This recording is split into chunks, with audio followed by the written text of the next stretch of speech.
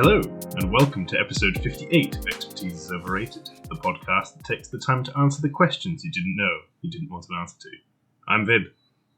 And I'm Sean, and neither of us has any clue what we're talking about. Nice, yeah, good. and then silence, I think. That's it. You'll have to forgive us, people listening, because we're trying something new, and we're going to try and... I don't know if we're going to tell people we were doing this, but I've dived in. We're going to try and record some video of us recording this podcast, and if there's anything funny, we're going to chuck it up on YouTube and see if people want to laugh at our silly faces. But it also may be slightly distracting. I mean, they are very silly faces. Not to shatter any illusions that, we're both incredibly handsome men. No, there you are. Mean, we're men who have lived. I think that's the way to put it. That is an excellent way of putting it. I hate it, but it's also very accurate. So apologies if we get slightly distracted or if I, start preening or what have you. We're not really. We both keep the mirrors covered in our houses due to old superstition. So, don't often see ourselves. See, I thought it was because there's a lot of tension because we've been arguing about cricket for 4 weeks. That's been so annoying. It's been so annoying. I love cricket so much, and I have never been more glad that a test match series has ended because I'm so fed up of your stupid bad opinions about a sport you don't understand. It's great. I found something that is just really, really easy to use to annoy you. You just all I have to say is that Ben Stokes is not one of the greats. It's quite simple. That was infuriating. But you just come out with such best thing is I didn't nonsense. Say that. You didn't. You just quoted someone else saying it, and that was enough. You just come out with such abject nonsense. It really annoys me for reasons I can't quite understand because I know it's nonsense and I know you're doing it to annoy me. But anyway, I mean, Bazball is shit. I do genuinely maintain that. But yes, let's not get carried away. I think it's growing from its infancy. It's developing. Mm-hmm. Yeah. Mm-hmm.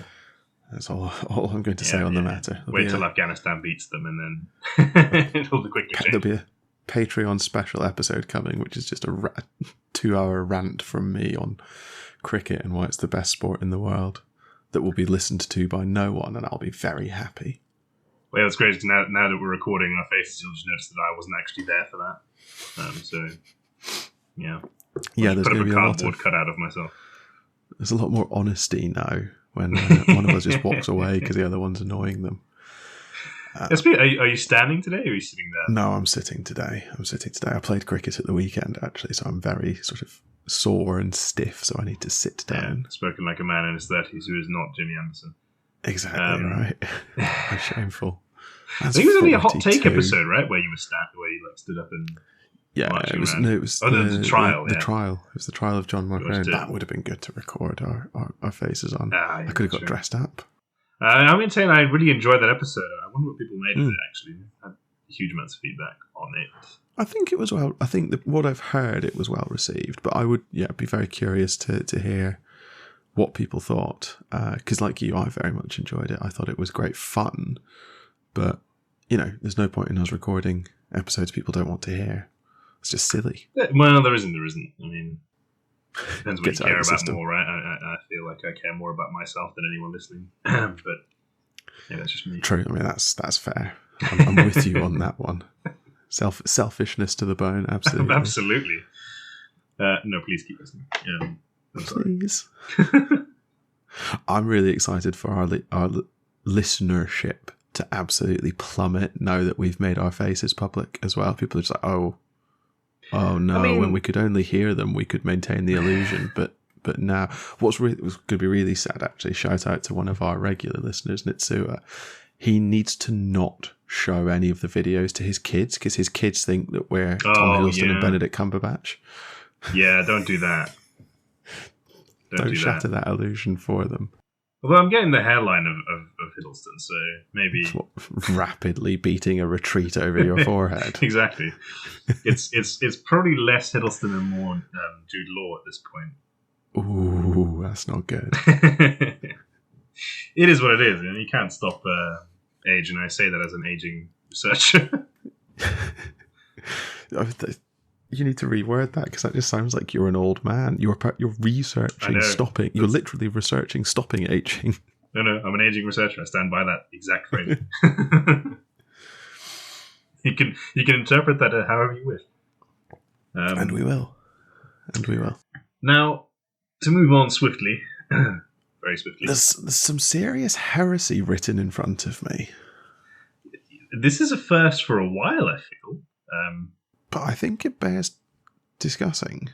Yeah, a genuine tinfoil hat is being awarded. Maybe even two. It's a shame that for the first time we're ever recording on Faces, I'm not wearing a tinfoil hat. Because I think this actually is quite an appropriate one. Well, you see, I think what we need to do is you need to wear it next time. Next episode, okay, yeah. Next episode, because it was awarded in this episode. Currently, no one has one. It was awarded in this episode, so you need to wear it next time, I think. But how does it work then once we award it to people? Wear it until someone else takes it off?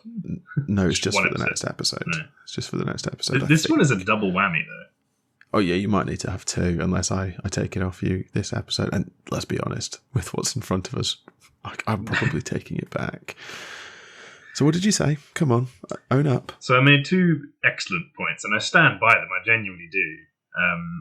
The first being that Gandalf is irrelevant. Okay, that one's maybe a bit harder to defend.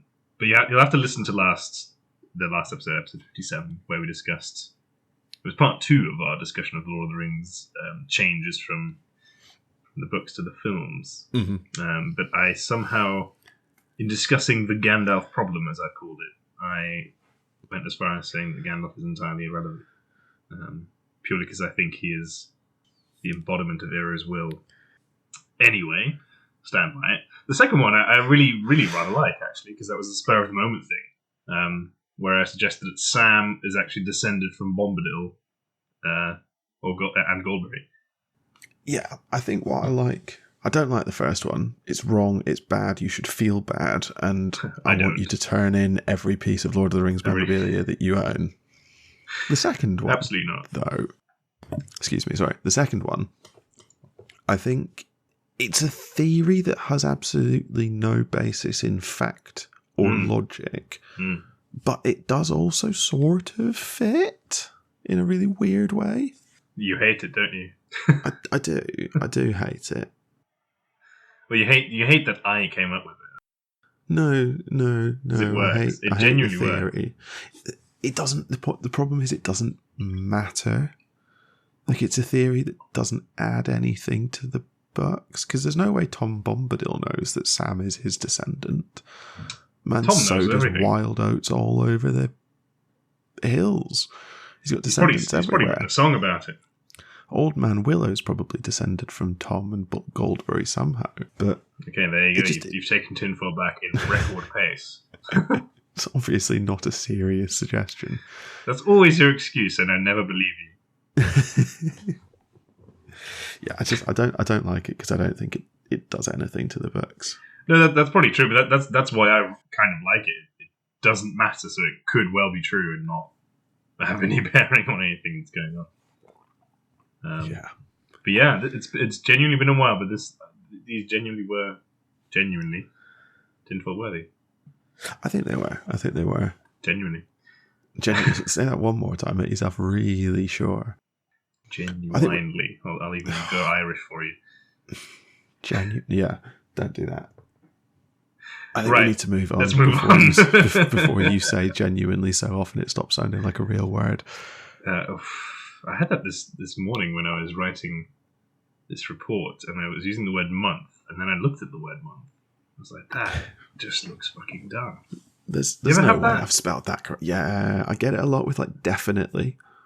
Yeah. That's just, that word is spelled incorrectly if you write it too many times. Yeah. Anyway.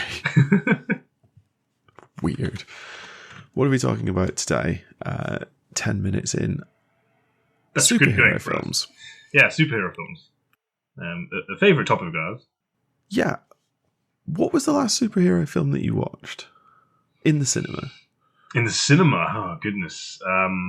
Or what's the most recent superhero film that you've seen? Maybe it's a better way of asking. Yeah, no, so the last one I went to see in the cinema was Thor 4? Love and Thunder. And the last one Yeah. I watched was the new Ant-Man on Disney Plus. That's fair. So I saw Quantumania, the new Ant-Man, in cinema. I think that's the... Yeah, because I had like a spare evening in Leeds, so I decided to go to the very nice cinema in Leeds to watch it. Is it a Curzon? No, it was a Everyman. Oh yeah, they're good as well. Which was very, very nice. I had a very nice glass of wine and watched a fun film that had Ant-Man in it, and then was saddened to discover hang on. Did you just say that? Was fun. Yeah, the film was fun, and Ant-Man was also there. Wow. Okay. Ooh. Goodness. I was saddened to discover that Jonathan Majors is apparently a douche. Yeah, that is a problem. I don't know how the trials progressed. Because if there is a trial, there are charges, right? I don't know where it's... I've not been following it, but I came out of that film saying to you, didn't I? Jonathan Majors has absolutely saved that film, and I'm really excited to see him as Kang in the rest of the MCU. And I feel the next day. The next day, I message you saying, "Yeah, about that." Yeah, it was bad. I maintain that he is good in Quantumania as Kang. He might just also be a dickhead. Oh, they're not mutually exclusive. No, so I think that's for me the most recent one. You've not seen Guardians 3. I've not seen Guardians 3. Actually, now that you mentioning that has reminded me that film exists. Yeah, I had absolutely zero desire to go and see it. And I think that's exactly the thing that we're talking about today, isn't it? So I think Guardians 3 is a good example. Also, Secret War finished this week, I think. The last episode, or last week, I think. The last episode released. I watched one episode of that and just couldn't be bothered. When we were first talking about what to talk about today, I suggested that we talk about DC and their inability to make a good film. But it sort of ballooned into this, why we're just so tired of superhero films and superhero content more generally. Yeah. But do you think it's genuinely superhero films, or is it cinema in general for you? Well, you've just been to see Oppenheimer. But that was going to be my point, because it's really good. I actually sort of thought that maybe I'm just kind of done with cinema and Hollywood's a bit dead. But actually, when I think back to the last few films I've seen in cinema, I don't go particularly often. But I went to see Banshees of Inisherin when it first came out. It was a little while ago now. That film is so weird. It's super weird, but just an excellent film experience. Apparently there was I don't know, my wife was watching an interview between Martin McDonagh, well, not between, but that had Martin McDonagh and Taylor Swift on it. Right. And Taylor Swift was asking him about the Banshees of Inisherin and being like, what's with the fingers? Like, can you explain that? What's the symbolism there? And Martin McDonagh goes, there's no symbolism. I just thought it was really funny. Exactly. That's the whole point. Like, there's nothing deeper than that. It's just it's a really good film. I think just don't overthink it. Yeah, I mean, it's just super weird. It's really good. And I mean, that brand of film is always weird. I've seen John Wick 4 recently. See, that's when it's a shame I missed that, actually. I really wanted to see that. I think that horse might be well and truly flogged. No. I love Keanu Reeves. I love John Wick. I will watch every John Wick film that they make. But I think the well might be running dry. There's only so many ways you can kill someone on screen, I suppose. Yeah, there's only so much you can really do with this guy's really good at killing people in inventive ways, but also with guns. Yeah, he has to die at the end of this, surely. Not the end of John Wick 4, but he has to die. He's out now, though. Like, I know he keeps getting out, but like he should, at the end of this one, he should be out. Okay, so we will see. They might have just ended it. I think John Wick 5 has been advised. For God's sake. Rather. Oh, let me double check that there, because I might be wrong. But I mean, what? Barbie is meant to be very good as a film. You've said that. I love you, John Wick 5. Yes. Sorry. Good. So I watched the D&D movie, which I don't know if we can call that superheroes, but we'll get on to that. I've not seen that. I've heard very mixed reviews. If you just take it at face value, it's a really enjoyable film. And I don't know how much more you can say about it. The Barbie film, excellent. Genuinely astonished me, because that's one of those. I went into that thing not really having any clue what it was going to be like. I didn't know if it was going to be like an out-and-out comedy or something like that, but it was just a genuinely enjoyable film. It has a message. It doesn't really. It's not like it tries to sugarcoat. It's not the right way of saying it, but it just sort of delivers its message pretty clearly. Doesn't try and hide its message. Yeah, exactly. It's just, this is what this film is about. Yeah, and then fine. Yeah, and then Oppenheimer, which is a 3-hour-long epic. I need to go and see that. I'm really keen to go and see that. Yeah, which I assumed would end with the bomb exploding, but it very much doesn't. Spoilers. Potential spoilers. I mean, it's historical. It's not exactly. Yeah, I mean, we all know how it ends. Yeah. So if it's not Hollywood, I thought I might be done with or tired of Hollywood, but I don't think I am. I'm looking forward to do the second Dune film whenever that gets released, for example, as well. Yeah. So maybe it is just superhero films. Yeah, because I mean, so you described Quantumania as a fun film. Yeah. I had a bit of a different experience. Maybe it's because I didn't watch it at the cinema. But and like so many Marvel movies recently, I watched them and I sort of go, yeah, all right, that was okay. I spent 2 hours doing that. It's not that I leave that thinking, yeah, that was fun or exciting. It's just sort of, you watched it, you had a good time, but then you move on with your life. That's it. And I don't know if that's a success. No, I think I'd probably agree with that assessment. I mean, yeah, I said, yeah, it was a fun film. It's not left a lasting imprint on my life in any way, shape, or form. I don't think about it other than if I'm asked to remember it, at which point I go, oh yeah, it was fun to watch. Like, I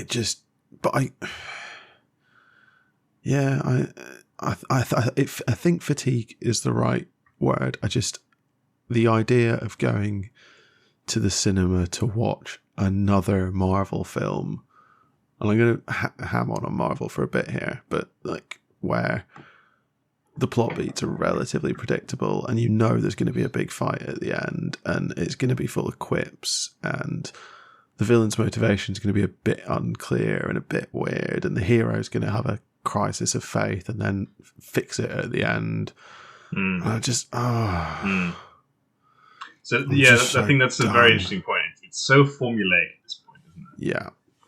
And I almost feel like with that in particular, Marvel's been too successful, right? And we've talked about this a little bit before, but Phases 1 through 3 had that formula for every single film, except that there was this overarching plot that became so engrossing, right? Because if you build something up for that long, after you genuinely become terrified of Thanos as a threat, right? You want to see how that resolves itself, and it takes 2 films to do that. And since then, they've not really got there because they don't really introduce Kang in the films until Quantumania. Not at all. And then, of course, when they do, it's sort of like, well, now what happens?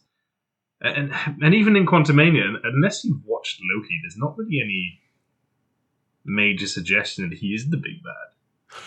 The problem, well, there's a few problems. Specifically, the problem with the way that the MCU has introduced Kang is at the end of Quantumania, they've won. Kang is defeated. Kang the Conqueror is defeated. And yes, you've got that scene at the very, very end where Paul Rudd is like skipping through San Francisco signing autographs. And he's like, we won. Didn't we? Dun dun dun. Cue credits. But like, you didn't watch the post-credit scene, did you? No, it was like midnight. I went to bed. Yeah, where 3 other Kangs start talking to each other about the Kang that's just been taken out. They're doing the Council of Kangs. But, yeah, exactly. So the Council of Kangs is introduced.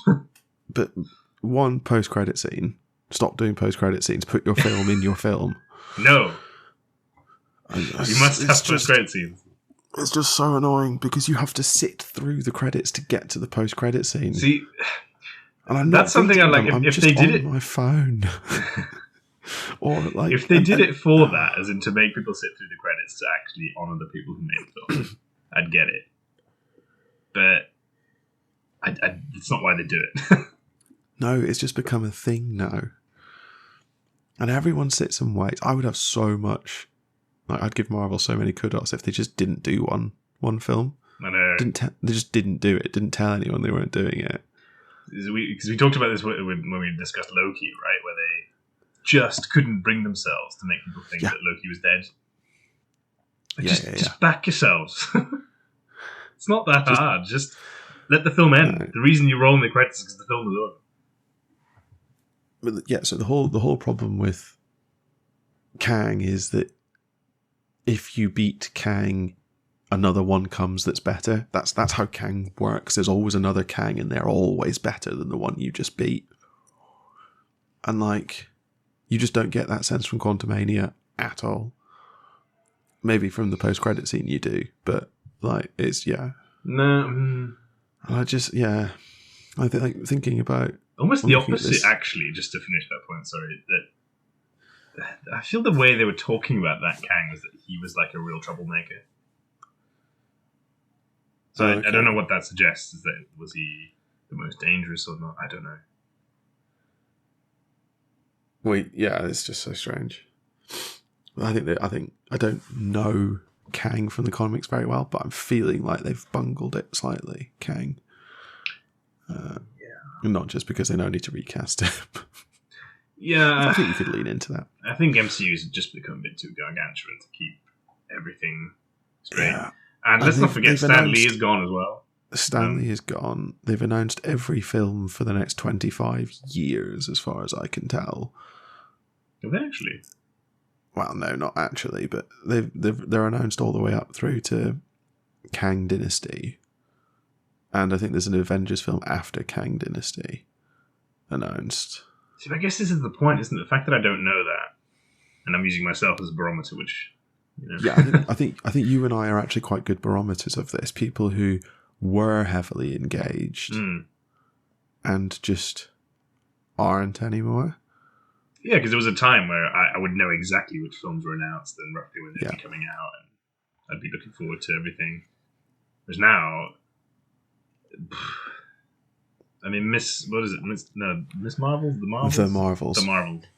Miss Marvel's the show, right? TV show. Yeah. Which was actually quite enjoyable. And it made an important point, I guess. But, yeah, I don't know. And I feel like I'm one of the few people who didn't hate Brie Larson as Captain Marvel. Yeah, so you and I are in a slightly strange position there because we're thinking... I'm probably not going to go and watch the Marvels in cinema, but it's not because I hate Brie Larson. I just can't be bothered. Can't be bothered, yeah. Like, I'm not being funny, but when cinema tickets cost upwards of 10 quid, which I know it's not a huge amount of money ultimately, but it's also 4.5 hours out of your day. Yeah. So it's an entire day, basically. Yeah. I just can't guarantee that I'll sit there and really enjoy myself. Right? No, and I'll probably get pins and needles because every film is too long. Yeah. And yeah, it's just an uncomfortable experience. I'm going to need to go to the loo at some point, and they don't put convenient breaks in the films. Like it's. Sorry, I'm sounding like a grumpy old man. But you are. But I don't remember the last time that I watched a Marvel film or a superhero film in general. I guess we'll come on to non-Marvel in a second. But yeah, I just don't remember the last time where I was like, oh, this could easily go on for a long time. Whereas the last few films I have seen, I'm just so engrossed that that's not even a thing that I'm thinking about. Whereas, the Marvel films are such a I was looking now. at my watch in Quantumania. I was trying to work out how much longer the film could possibly have to go. I remember doing that. I'm trying to think, I'm so... All right, I didn't go into the cinema till 10 o'clock at night. That's probably on me. But a little bit. I was so tired, and yeah, I couldn't understand how the film was still going, and it appeared to not be working towards a conclusion. Still just had bloody Bill Murray on screen. which is great. But I mean, great, Could've but so pointless. I guess that's almost my question for about Marvel specifically: is what are Marvel films doing now? Oh, they're just handing out cameos. Other than making lots of money, is it just a way for actors to get a small paycheck? What are we doing? Yeah. Why are we making these films? I really don't know. I mean, have they been particularly successful? Well, I mean, so if you're looking at the films, this is I think where we were always going to end up. But if you look at the MCU films since Endgame, and obviously Endgame made all of the money in creation, none of them have made that much money. Doctor Strange 2 made nearly $1 billion. Black Panther 2 made 850 million. Thor Love and Thunder made 760. Spider-Man... Interesting how we're literally dropping in revenue as time goes on, right? Except Guardians 3 seems to have pulled back a little bit. Guardians 3 made 800, has to date made 837. Far From Home made 1.1. I Can't Find No Way. It's third, so that made 1.9 billion. Oh, sorry. Oh my gosh, I was looking far too way down. Yeah, okay, all right. No Way Home made $2 billion. Fair enough. No Way Home was also great. Even though I think I probably shouldn't like it. I do. But like Shang-Chi made 400 million. That's not a lot. I mean, it is, but it's 400 not. million. What I want to know about that is the American box office. No, that's still about half and half, basically. And half. Well, actually, domestic box office depends. Those are all international. Those are all international box office figures that I was giving. To be clear, Quantumania 460, Eternals 400. So they're not. It's not no money, but they're not printing money anymore. Not like they were when they were making Endgame, Infinity War, Black Panther, Iron Man 3, Civil War. I think what's quite telling is that a lot of them are clocking in lower than Iron Man, right? The original Iron Man. And that's not to suggest that Iron Man is a bad film. It's just that was the first one, so it had no hype to build on. Exactly. Yeah, so Iron Man made $585 million. Which in 2008 is a crazy amount of money for a film to make. Huge. I mean, we should mention these are not inflation adjusted, right? So no, so it's probably $1 billion in today's money. What I can also tell from, so we're both looking at the same list, just for reference. You can tell by really focused eyes, is that still Marvel completely outperforms DC. Where's the top? I'm at the bottom of the list. Where's the top performing DC film? Well, so it's the Nolan ones, right? I guess the Dark Knight Rises and the Dark Knight are 12 and 13, respectively. Aquaman is 9. Aquaman's a massive outlier there. Weirdly, Batman vs Superman is 17. Dawn of Justice. It's a crap film. Yeah. There's no way to sugarcoat that. It's a crap film. It's really bad. Then Man of Steel is down at 38, Justice League at 39. Justice League is the real failure there. It's also a crap film. Aquaman, I don't understand. I've not seen Aquaman. It's very pretty. What, Aquaman? Yeah, it's an incredibly well shot film. Yeah, people do really like. It's very pretty. What's his name? What's his name? Khal Drogo. My hair's just completely gone. Fuck, it's bad. It's bad that we both know him as Khal Drogo, but yeah, him. But yeah, that's a really odd outlier, Aquaman. And I bet Aquaman 2 is nowhere near, because that's when... There's an Aquaman 2? Yeah, because there was a whole controversy about what's the face. Really good names today. It's Amber Heard. Amber Heard. Yeah. Where is Aquaman 2 in this list? It's just not on it. As far as I must be on it somewhere. What? Okay, so I've just noticed Jian Bingman, which doesn't have a domestic box office release, so it clearly wasn't released in the US. Still outperformed the Fantastic Four, the Suicide Squad, Wonder Woman 1984, Morbius. Yeah, and Shazam, The Fury of the God. That did really badly. And that trailer was everywhere. Fury of the Gods. Yeah. And that has got Helen Mirren in it. How do you make a bad film with Helen Mirren in it?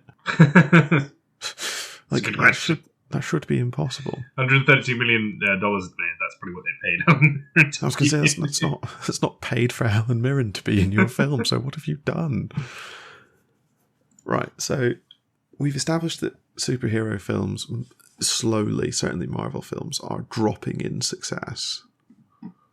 Yeah, I think that's fairly evident from the numbers, which we've proven beyond any reasonable doubt in our little discussion here. Yeah, just by picking ones at random and talking about them. I mean, Endgame's top, so by definition, every film post Endgame has done worse. Yeah, but even if you adjust for the fact that Endgame is the pinnacle of your like superhero series, so it's always going to be the best. Like, on sort of just the way culture works, everything's driving up to Infinity War and Endgame, so they're always going to be the best. And then No Way Home is your sort of.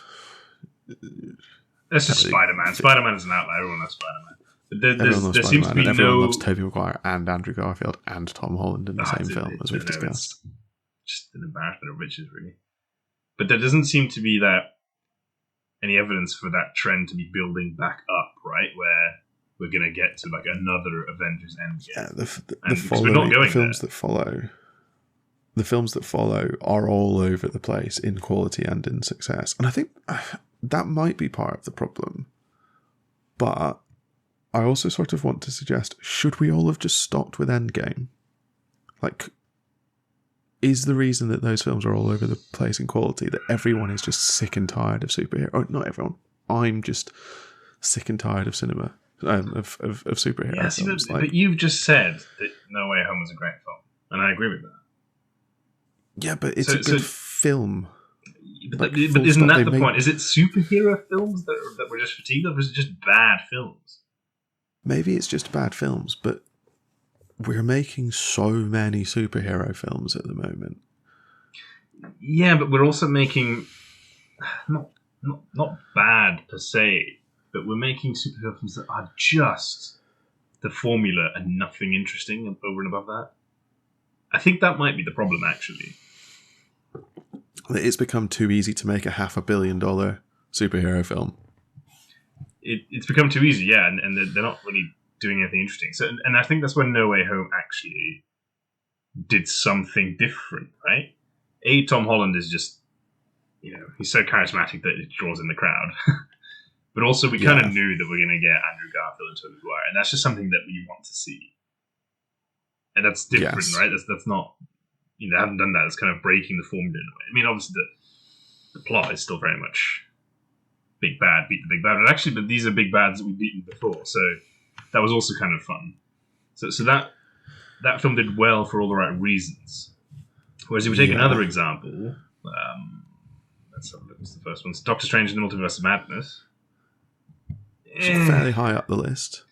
I guess what that one tried to do was,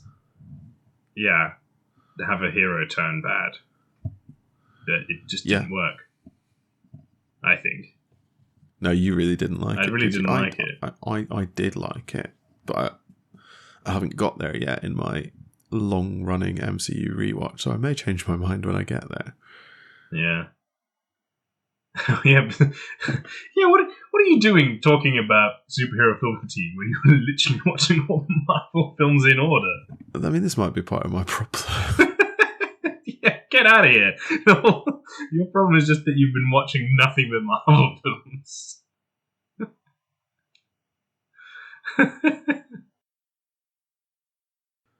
Well, that was fun. I think I'm back. Oh, good. Everything's broken. Yeah. So, apologies for whatever has just happened on your end, listener. My audio cut out, claiming that my computer was falling apart. I think my computer doesn't feel that hot, so it's probably fine. We're just going to biff on and hope that nothing breaks. Unfortunately, I've forgotten what I was saying. Something about Doctor Strange in the multiverse of madness, I think. Well, as I say, you're editing this, so Yeah, fix it. I'll make something happen. But do we need to pivot away from Marvel now? Because they're not the only people making superhero films.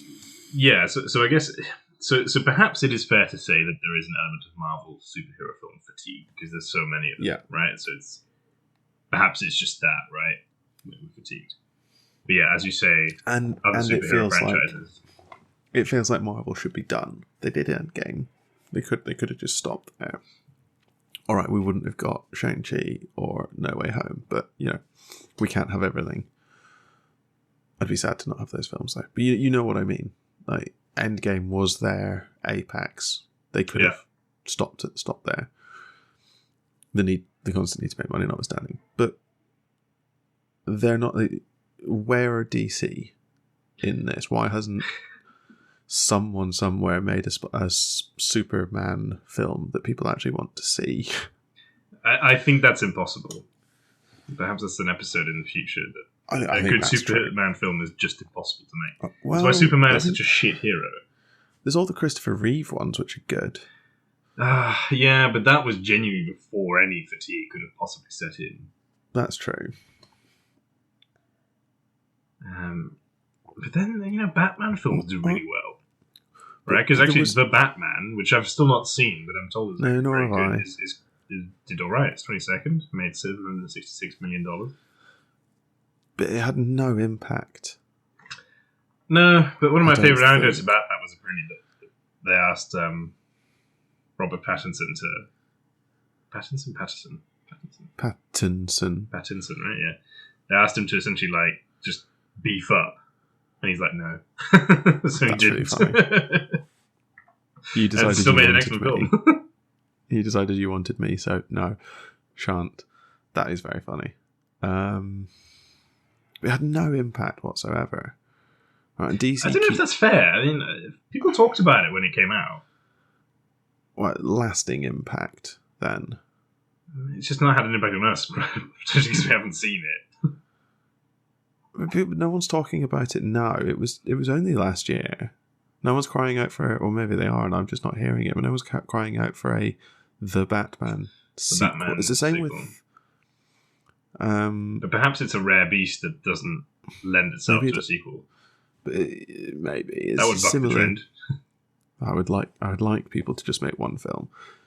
But it's similar to Joaquin Phoenix's Joker, right? That was a very good, well-received film at the time that just hasn't really gone anywhere. I don't know, actually. I haven't been able to find it. It hasn't gone anywhere. It's not done anything. That was quite successful. Maybe Is that maybe not counted as a superhero film? I was wondering that because it's supervillain. Well, partly it's a supervillain, but also it's not actually he's not a supervillain in it. It's psychological. It's like a thriller or a drama. As in if you don't know anything about DC, you can still watch that and think, that's a great, really fucked up film. But I mean, Sky High is in this list at number 102, so they've not limited themselves that much. No, I love that when you go to number 146 or something, which is called A Flying Jet from 2016. It made $131,000. That's quite funny. And Batman: The Return of the Caped Crusader. Well, Killing Joke is on here. That's meant to have been very good. But it does have Hancock on it. I don't know if you noticed that back in 2008. I still haven't seen that. It's got Will Smith in it. That's pretty much all you can say about it. I know it's got Jason Bateman as well, actually. It's alright. I think this is it, because I've got no desire to watch Hancock. I've got no desire to watch the majority of the X-Men films. Oh, they're so variable. The X-Men films. It's bizarre. So you've got Days of Future Past, which I think is quite a good film. You've got Logan, which I think is quite a good film. That is a good film. Then you've also got like Dark Phoenix, Apocalypse, X-Men Origins Wolverine. There's some dreck.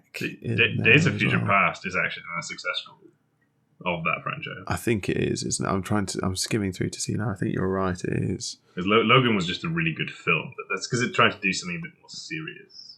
And I really liked that about it. Also, it's just Hugh Jackman. Like, it's just a film that's just Hugh Jackman. Yeah.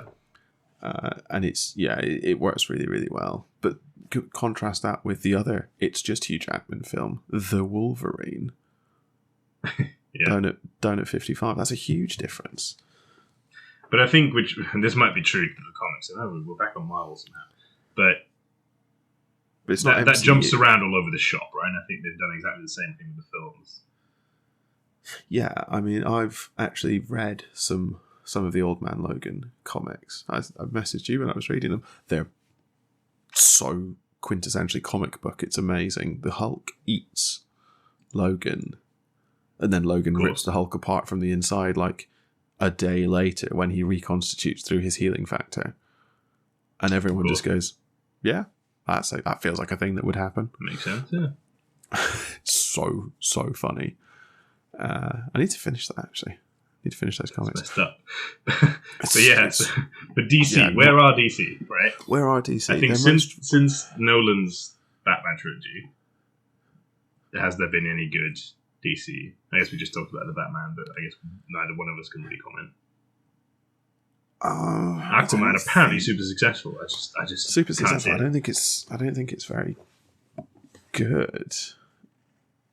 Jason Momoa, by the way. Jason Momoa, yeah, of course. Is that because you just thought of Jason Statham? No, it probably is. It just came to me. So let's go through the DC EU films quickly.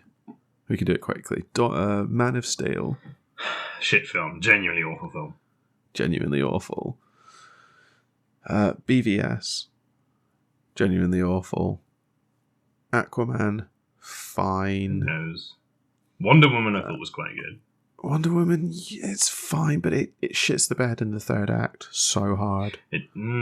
Does it, or is it excellent? It might be good because it's shat the bed and doesn't care, but I hate the ending of Wonder Woman. I hate its third act so much. It ruins everything. I don't know. Ares played by gosh, I'm really struggling with David names. Thewlis. Yes. Remus Lupin as Ares.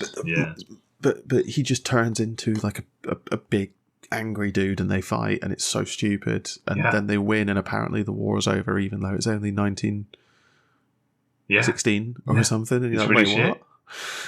What are you doing? It's really, really shit. And he has to fly a comically oversized plane because we apparently watched Captain America: The First Avenger, so comically large planes are what we're doing. Exactly, yeah. And then we're already starting to run out, aren't we? Wonder Woman nearly. Just variations of Batman from then on, really. Justice League. Oh, Justice League, yeah. Justice League. Justice League is outperformed by the original Suicide Squad. Or the 2016 Suicide Squad. Well, the problem with Justice League is everyone knew it was shit. Because it really was. It had such bad reviews. Have you? I don't think you have. Have you seen the Zack Snyder Justice League? No, it's not the going to happen. Final cut or whatever. Why would I waste my time? Why would I want to see more of a film that was shit? So it is still shit. I will grant you, it is still shit, but it's a lot better. Yeah, of course, but you can't save poor acting and bad. It makes more sense, at least. Well, turns out you can actually save bad screenwriting if you put in all the bits that got left on the cutting room floor that actually make the film make sense, which they just went, no, we don't need that backstory, we don't need that explanation, we don't need that. Yeah, I suppose it's the same as Lord of the Rings extended editions, right? Yeah, except imagine if the theatrical release was still amazing. So. Yeah, imagine if the theatrical release didn't make any sense because they cut out crucial information like this is a dream, this isn't a dream. Yeah. who Darkseid is, who Steppenwolf is, even a little bit. But no, it's still maybe shit. I'll watch it when I've got like 7 hours to spare. Yeah, find a day where you're not feeling very well, just lie on the sofa and watch it. Shazam, yeah, that's I guess a I tried franchise. I tried to rewatch the original Shazam. I couldn't. I just didn't. Strikes me as just too stupid. The problem is the joke only works twice. I think I've said this about Shazam before. It's a kid in Superman's body. That's really funny twice. Yeah. You can't build a film around that being your only gimmick. Exactly. And they did.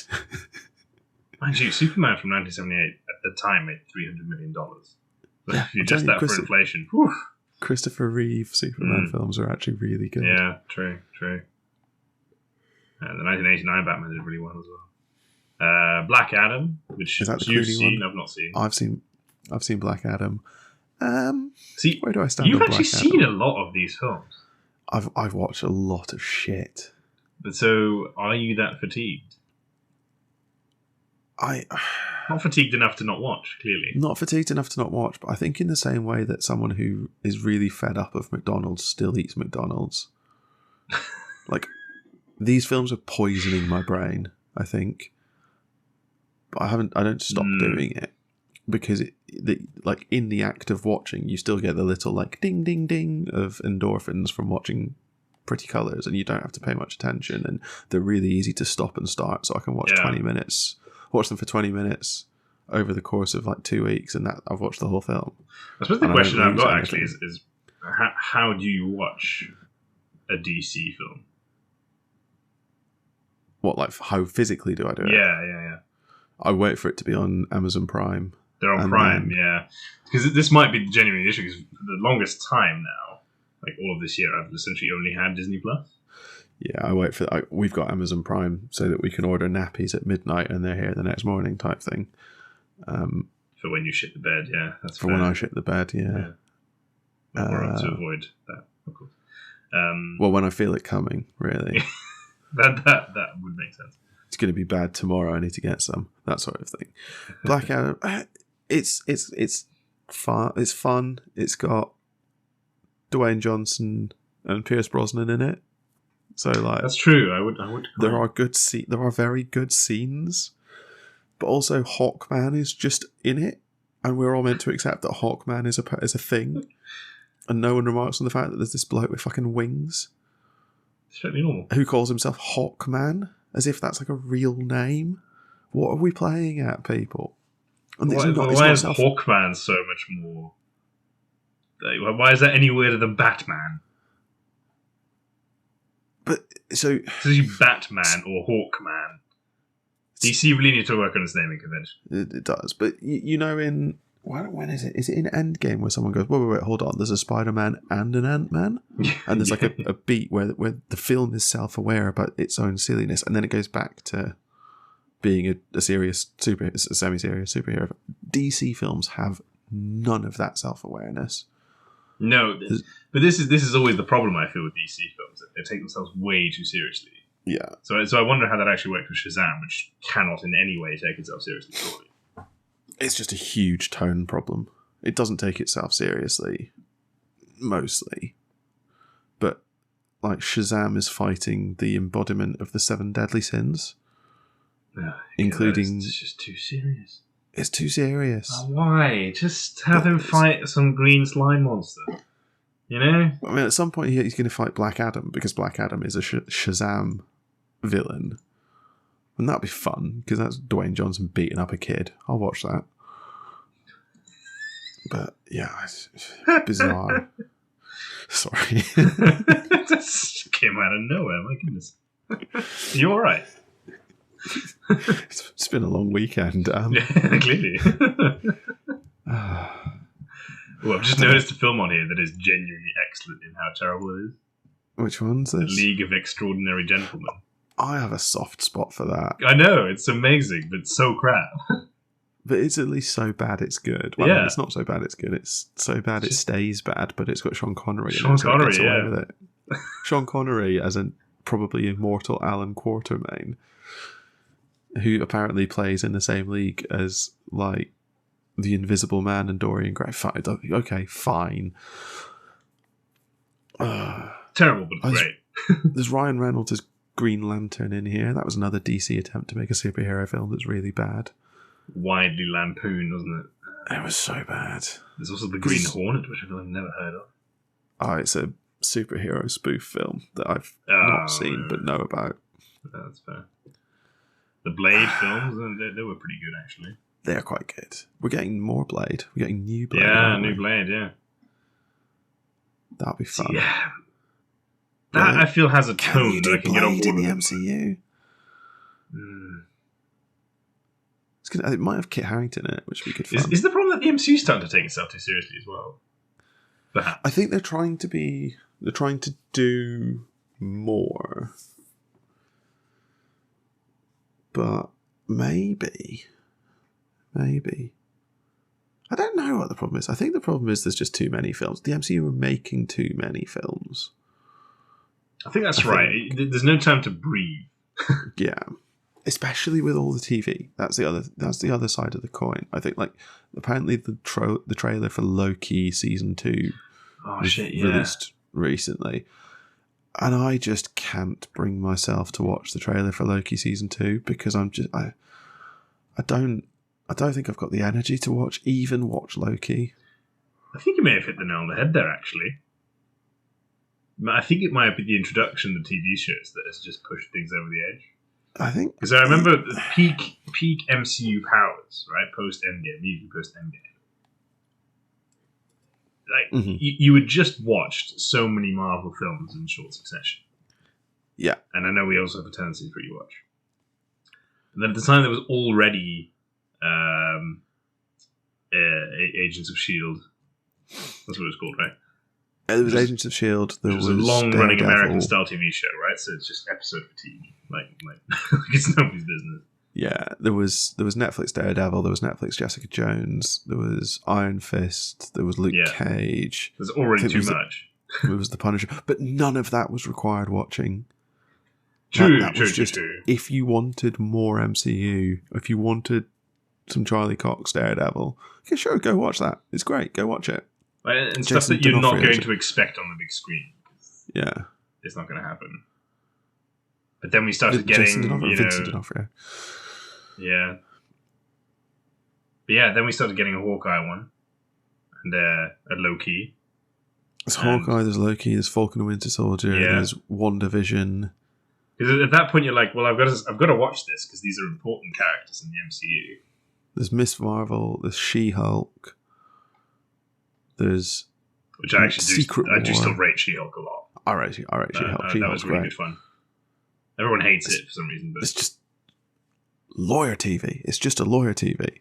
Stop thinking it's going to be about superheroes, and it's fine. Yeah, and she looks a bit weird and sort of half-assed CGI, but it all just works. Yeah, but then she goes and has an argument with Kevin. Like it all works. It's about the people who complain about. Exactly. It's so good. It's so good, and that's a level. That's like good self-awareness and tone change as well. But even with it being good, it's just too much. I'm sorry, it just is. So we've definitely got Marvel fatigue. Yeah. We've got DC is just too shit. I'd be less. If DC were capable of making good films, maybe it would help. It would also challenge Marvel. The problem with DC is that the only franchise that ever does particularly well is Batman, but there's definitely Batman fatigue because that series getting rebooted so often. Yeah. But so aside from MCU and DCU, there's not really anything in the superhero world. I can see Big Hero 6 is for some reason on this list. I don't know if I agree with that necessarily. We've got to cast our net very wide now, so we've got to think about things like HBO's Watchmen, or the original Watchmen. That was a good film. The original was a good one. I have to confess I haven't seen the HBO one. It's something like Teenage Mutant Ninja Turtles, which I saw a trailer for a new one of those, like a one with a really cool animation style. I think they're riding on the sort of Spider-Verse vibes. Because the live-action one was bad. Yeah. I'm afraid. I mean, it's one of those where I watched it on a plane, I think. and frankly, anything's good on a plane, right? So, True. I think Transformers films are the best example of that. Those are perfect plane films. Transformers are. Do we count those as superhero? I guess they're not, right? Well, they're not on this list, so I don't think we do. I think they're just action films. But like, yeah, so they're also watchable making because you just don't have to pay attention, right? No, and then occasionally, like, robots punch each other. That's the That's thing. why I like Pacific Rim, to be honest. 90% of the film is just explosions and robots punching each other. Michael Bay knows what he's doing. We shouldn't mock him. Exactly. Well, we should, but we should also recognise that he knows what he's doing.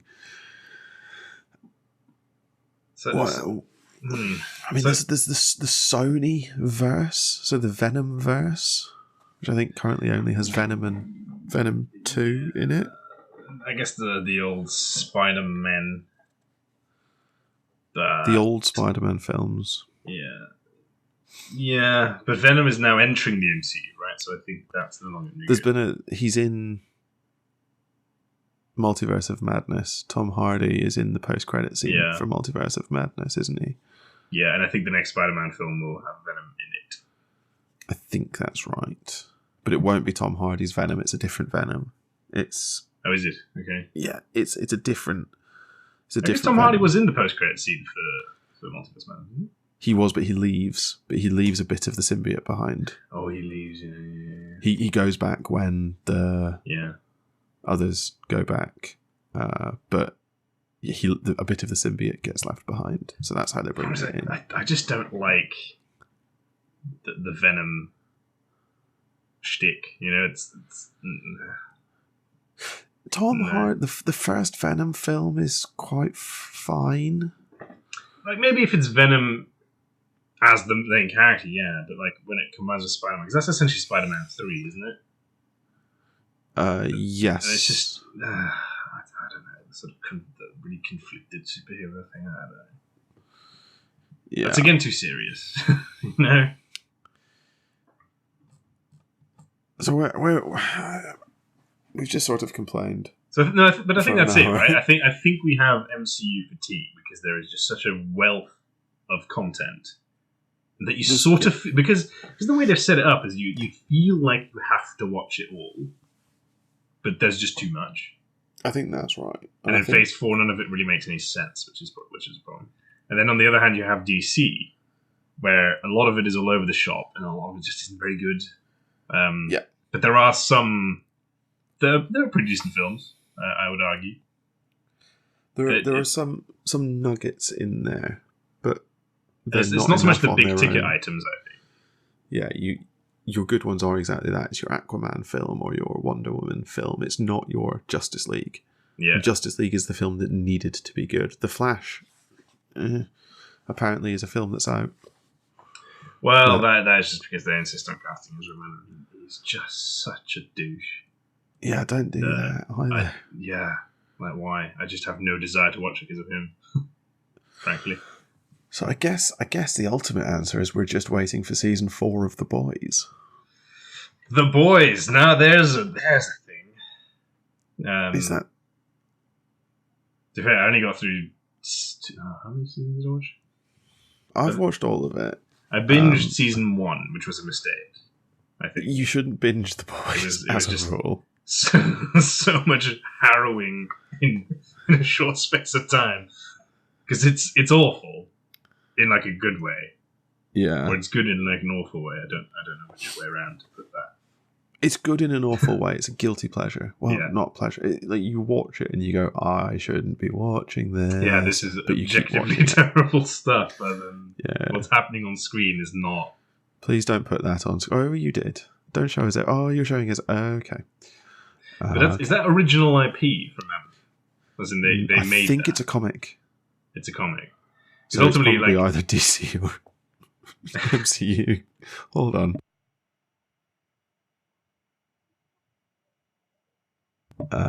It is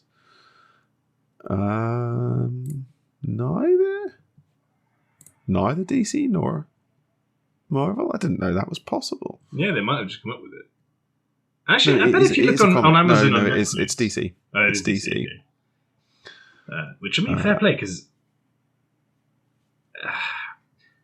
I don't know if they timed it. How can you not time it? There's been so many superhero films since 2008 that it's impossible to do any other way. But that was just such a nice counterbalance to all the superhero stuff.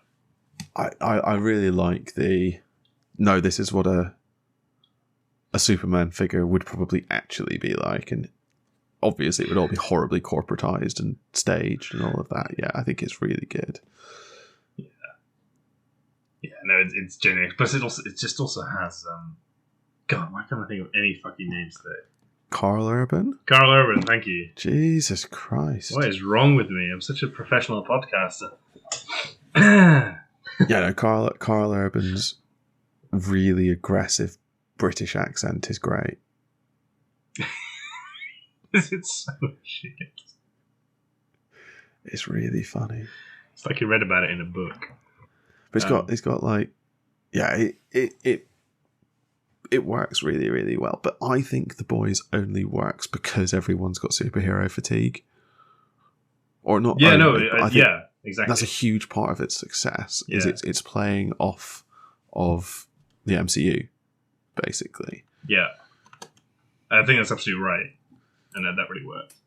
But see, that's the thing. I bet if you looked at Netflix or Amazon Prime, there's probably a lot of superhero stuff on there that we just haven't really caught on to. There's things like The Tick, which I think is meant to actually be very good. But there's the one I talked to you about earlier, which is Old Guard, which I don't know if you can class it as a superhero. Oh, there's the Charlize Theron. Yeah. Charlize Theron one? Yeah. There's like, a bunch of immortal warriors. It's sort of like a Highlander? Yeah, a retelling of maybe Highlander. It sort of leans on Greek mythology more than anything else. Okay. That's not really super. They're just immortal, which I guess is a superpower of sorts. The worst one. Disagree. Hard to disagree. Living forever? No, thank you. No, because imagine if I told you that I was immortal, you would spend your entire life wondering what immortality is. And it's about me in that context. That would just drive you nuts, and it would be amazing. That's the only reason I'd love to be immortal. Is to drive you nuts. With me. Exactly. I feel like I'm living rent free in your head at the moment. This is great. And then you die, and I'm immortal. Left with no one to torment. Oh, See? Terrible. Yeah, maybe. All right. Now, completely random. I've just seen the most anticipated movies on the right: The Meg 2, The Trench. Sorry. Oh, I'm absolutely here for The Meg 2. See, that's another film I've seen recently. The Meg. Turns out that's great. Of course, it's great. It's Jason Statham. No, but I was talking to someone about this recently when they were recommending The Meg. I think following the trailer for The Meg 2, and I was like, hold on. You telling me that The Meg isn't just a Sharknado-esque creature feature? And they're like, no, it's actually really, really good. It's a fucking great film. So I watched it, and I was like, oh, yeah, it did. Not gonna lie, the trailer for The Meg 2 looks, as you might expect. But I think the problem is for the original, they did a really bad job of marketing it, because I thought it was just like a high-budget Sharknado. Or Piranhas 3 or something. It turns out, actually, no, it's not a really good film. That's the problem when you cast Jason Statham, is that you can't get away from being that. I think, Jason Statham plus, like, big scary animal. Yeah, it's just... Exactly. The last, normal film he was in was probably The Italian Job. Well, he doesn't play some, souped up. Isn't he in Fast and Furious now? Yeah. I suppose they're not really Shaw or Hobbs, are they? One of the two. He's either Shaw or Hobbs. the other being Dwayne Johnson. I like that. I mean, I don't know who's who. Does it even matter? They don't have identities. Exactly. Come on now. Right. That almost Fast and Furious should actually almost count as a superhero film at this point. The stuff they do on there is completely bonkers. Dan Toretto is stronger than Superman at this point. Yeah. Dom Toretto. Dom Toretto. Yeah, not Dan. I haven't watched a Fast and Furious film since Tokyo Drift, so I can't really But apparently the guy who dies in Tokyo Drift is like back now. Good. Did someone die in Tokyo Drift? Probably. Or like someone who's like part of that franchise at some point dies, but he's now back, or something. It was a very long time. My point was, I don't really feel confident in correcting someone on Dan or Dom Toretto, because there's every chance that they've introduced a new character who is Dan Toretto. Dom Toretto's little brother. Or he's part of the family. Dan. Yeah, La Familia. So we're talking about superhero film fatigue, but Fast and Furious film fatigue set in about 2000. They're still going strong, though. They're still going strong.